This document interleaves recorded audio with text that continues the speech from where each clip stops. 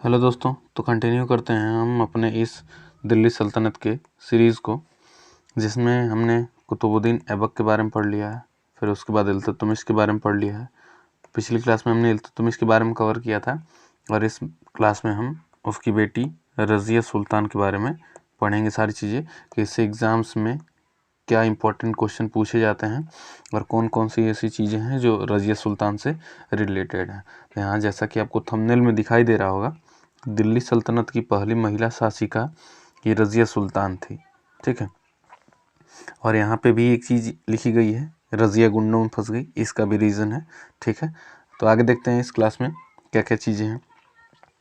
देखिए, जब इल्तुतमिश की डेथ होती है, ठीक है, इल्तुतमिश की मौत के बाद इसका सबसे बड़ा जो बेटा रहता है उसका नाम है रुकनुद्दीन फिरोज शाह, और इसका शासन था 1236 वाले टाइमिंग में।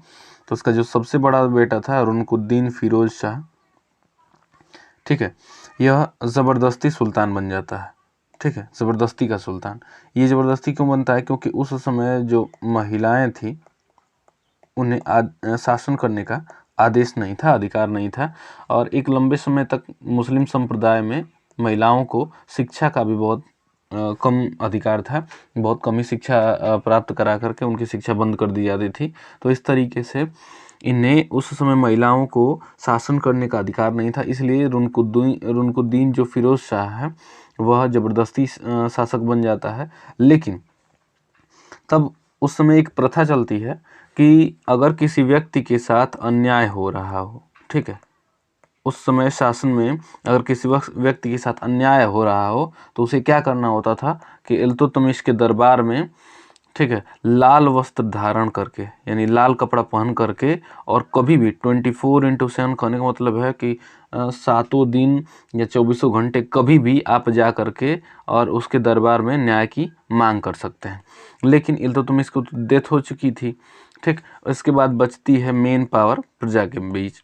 अब प्रजा के बीच ये क्या करती है रज़िया सुल्तान, कि लाल वस्त्र धारण करती है, लाल कपड़ा पहनती है, और उसके बाद जा करके और प्रजा से अपने सिंहासन के लिए गुहार करती है कि नहीं, मैं योग्य हूँ, ये जो मेरे भाई हैं अयोग्य हैं, ये अयोग्य शासक हैं, योग्यता मेरे अंदर है, तो जो गद्दी है, जो साम्राज्य है, वो मुझे सौंप देना चाहिए, मुझे शासन करना चाहिए इस साम्राज्य पर।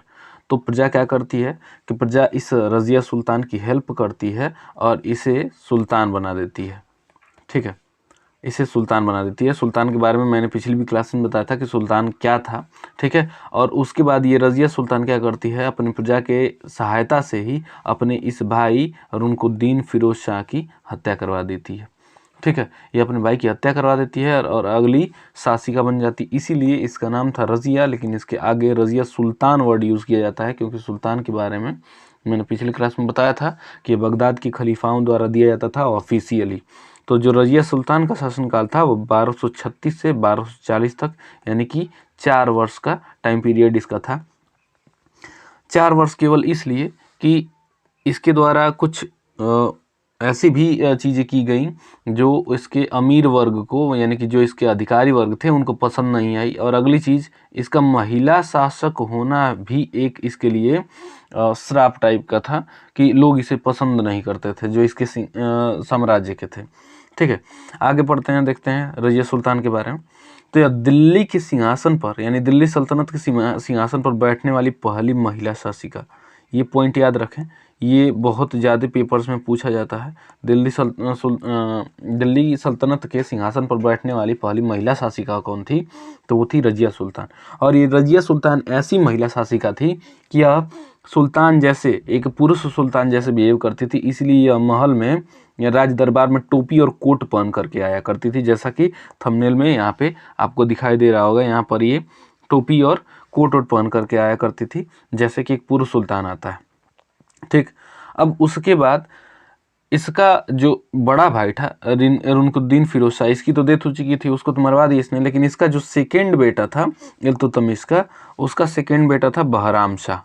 ठीक है, अब इसको यह बात पसंद नहीं आती है कि रज़िया सुल्तान बन चुकी है। अब उसके बाद इसके अंदर भी इस सिंहासन के प्रति लालसा रहती है कि मैं सिंहासन ग्रहण करूं। तो ये क्या करता है कि जो इल्तुतमिश के दल चालीसा वाले लोग थे, जो 40 लोगों का ग्रुप था, जिसके बारे में मैंने पिछली क्लास में बताया था कि इल्तुतमिश ने दल चालीसा की स्थापना की थी, उन लोगों को इसने क्या किया, लालच देकर अपने तरफ कर लिया। ठीक है, अपने तरफ कर लेता है और ये दल चालीसा के लोग अब बहराम शाह के लिए कार्य करने लगते हैं। फिर होता यूं है कि रजिया के 2 विश्वास पात्र लोग थे, ऐसे 2 लोग थे जिन पर रजिया बहुत ज़्यादा विश्वास करती थी। एक था एतगीन, ठीक है, और दूसरा था अल्तुनिया। ठीक, अब एतगीन जो रहता है उसको क्या करती है, रजिया की बदायूं का इक्तदार नियुक्त करती है। ठीक है, बदायूं का इक्तदार, और बदायूं यूपी में पड़ता है। ठीक, और उसके बाद इस अल्तुनिया को भटिंडा का इक्तदार नियुक्त करती है, जो कि भटिंडा पंजाब में पड़ता है। और इक्तदार के बारे में मैंने बताया था कि इल्तुतमिश ने इक्तदारी प्रथा शुरू की थी, जिसमें युद्ध में जीती हुई जमीन को सैनिकों में बांट दिया जाता था और उससे सैनिक कर वसूलते थे और कुछ कर का भाग खुद रख लेते थे और कुछ मतलब साम्राज्य में जमा कर देते थे। अब इस अल्तुनिया से रिलेटेड पॉइंट यह है कि ये जो अल्तुनिया था ये रजिया से बचपन से प्रेम करता था, यानी रजिया को ये बचपन से ही पसंद करता था और उससे विवाह करना चाहता था ये अल्तुनिया, जो कि भटिंडा का इक्तदार था। लेकिन ये जो रजिया थी ये एक याकूत खान नाम का व्यक्ति था, याकूत खान। ठीक है, इससे ये खुद प्रेम करती थी, यानी अल्तुनिया इस रजिया से प्रेम करता है और रजिया इस याकूत खान से प्रेम करती है। और ये याकूत खान कौन था, अमीर आखूर था। यानी कि देखिए, जो घोड़ों को रख रखाव करने वाला व्यक्ति होता है उसमें से जो हेड था, ठीक है, घोड़ों का रख रखाव करने वाले लोगों में से जो हेड होता था उसको बोला जाता था अमीर ए आखूर, और उस विभाग को बोला जाता था दीवान ए आखूर। ठीक है, दीवान ए आखूर। तो रजिया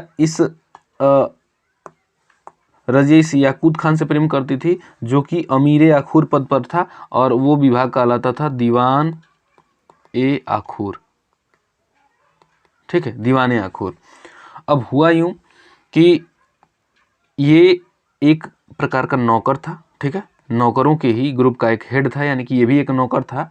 तो जब ये बात पता चलती है कि रजिया ने अमीर आखूर पद पर एक नौकर को नियुक्त किया है, ठीक है, एक छोटे से व्यक्ति नौकर को याकूत खान को नियुक्त किया है, तो जो इसके दरबार में अमीर वर्ग हुआ करता था, अमीर का मतलब यहाँ पैसे रुपए से नहीं है, अमीर का मतलब है यहाँ मंत्रियों से है। ठीक है, तो जो इसके दरबार में मंत्री हुआ करते थे वह रजिया सुल्तान से नाराज हो गए। ठीक है, कि क्यों एक नौकर को इतने बड़े पद पर स्थापित मतलब बैठाया गया है, और दूसरी चीज कि रजिया इससे प्रेम के कारण ही इसको ये पद दे देती है। जब ये बात पता चलती है इस अल्तुनिया को, तो अल्तुनिया इस रजिया से प्रेम करता रहता है। तो जब ये बात अल्तुनिया को पता चलती है तो यह 1240 में अल्तुनिया विद्रोह कर देता है कि मैं खुद अब पंजाब का यानी कि भटिंडा का खुद स्वतंत्र शासक रहूंगा। खुद को स्वतंत्र घोषित कर दिया कि मैं अब पंजाब का शासक खुद रहूंगा, मैं अब किसी के अधीन कार्य नहीं करूंगा।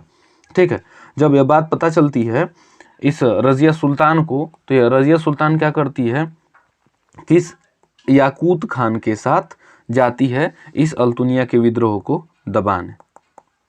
ठीक है, यानी कि आगे जाती है यह रजिया और याकूत खान